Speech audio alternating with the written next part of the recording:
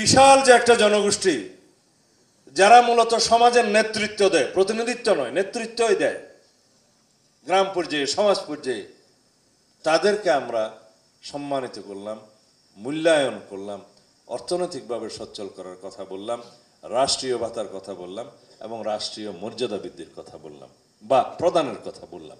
এই কথাগুলো প্রচার না করলে অন্যভাবে কেউ হাইজ্যাক করে নিয়ে যাবে। সেই জায়গায় প্রতিশ্রুতি দিয়েছে, আমিও সেখানে একজন অতিথি ছিলাম, আমরা এই কথাগুলো বলেছি এবং আইনানুগভাবে তাদের একটা নিরাপত্তা বিধানের কথাও বলা হয়েছে। অনেক সময় তারা হ্যারাস্ট হয়েছে আওয়ামী লীগের সময়, শুধুমাত্র দাড়ি টুপি রাখার কারণে জঙ্গি বানিয়ে আওয়ামী লীগের সময় এই শ্রেণীর মানুষদের, খতিব মুয়াজ্জিমদেরকে হেনস্থা করা হয়েছে, জেলে পোড়া হয়েছে, হত্যা করা হয়েছে। তারা আমাদের কাছে নিশ্চয়তা চেয়েছে সেরকম আর হবে না। তো আমরা বললাম শুধু ইমাম মুয়াজ্জিম, কোনো বাংলাদেশের কোনো নাগরিক বেআইনিভাবে কখনো গ্রেফতার হবে না, এই কথাগুলো বলতে হবে। তা আমরা যে কর্মসূচিগুলো দিয়েছি সেই কর্মসূচিগুলো জনগণের কাছে আপনাদের মাধ্যমে পৌঁছাতে পারলে জনগণ বুঝবে বাংলাদেশের মানুষের দল হচ্ছে বাংলাদেশ জাতীয়তাবাদী দল। তখন জনগণ বুঝবে গণতন্ত্রের বিকল্প নাম বিএনপি। তখন জনগণ বুঝবে বাংলাদেশের মুক্তির সনদ, মুক্তির মার্কা ধানের শীষ। শুধুমাত্র ভোট চাইবেন, এই কাগজগুলো সাথে নিয়ে যাবেন এবং মার্কাতেও দিবেন, প্রার্থীর প্রতীকও দিবেন। যখন যারা ক্যাম্পিংয়ে যাবে তখন তো সেটা যাবেই, কিন্তু এটা হচ্ছে বিফোর ক্যাম্পিং। বলে না অনেকে প্রি ইলেকটোরাল এবং পোস্ট ইলেকটোরাল। পোস্ট ইলেকটোরাল কাজটা সরকার আসে,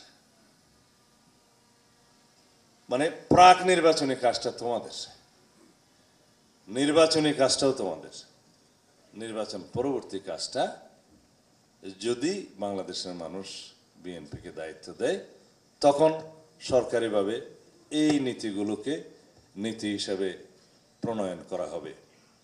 রাষ্ট্রে যখন কোনো নীতি প্রণীত হয় তার আগে রাজনৈতিক দলসমূহ সেটা মাথায় ধারণ করে, সেটা এই নীতি। এর ভিত্তিতে কর্মসূচি প্রণীত হবে, সেই কর্মসূচি বাস্তবায়নের জন্য প্রকল্প প্রণীত হবে এবং প্রকল্প বাস্তবায়নের পরে ইভ্যালুয়েশন মনিটরিং হবে। তার মধ্য দিয়ে আমরা ট্রায়াল অ্যান্ড এরর প্রসেসের মধ্য দিয়ে নীতি সংশোধনী হতে পারে, কর্মসূচি সংশোধনী হতে পারে, সেটা পরবর্তী পর্যায়ে। কিন্তু আমরা শুরু করতে চাই এবং মনে রাখবে, to begin something is the most difficult part of any job. আমরা সেই ডিফিকাল্ট পার্টটা এখন করছি, শুরু করছি। শুরু করলে সেটা ট্রায়াল অ্যান্ড এরর প্রসেসের মধ্য দিয়ে ইনশাআল্লাহ আমরা পরিচালনা করতে পারবো, সমাপ্তও করতে পারবো। সকলের সাফল্য কামনা করছি এবং এই আলোচনা সভার নির্যাসগুলো সারা বাংলাদেশে ছড়িয়ে দেবে সেই প্রত্যাশা ব্যক্ত করছি। খোদা হাফেজ, বাংলাদেশ জিন্দাবাদ। আমি বারবার উদ্বোধন করতে ভুলে যাই। বাংলাদেশ জাতীয়তাবাদী ছাত্র দল জিন্দাবাদ।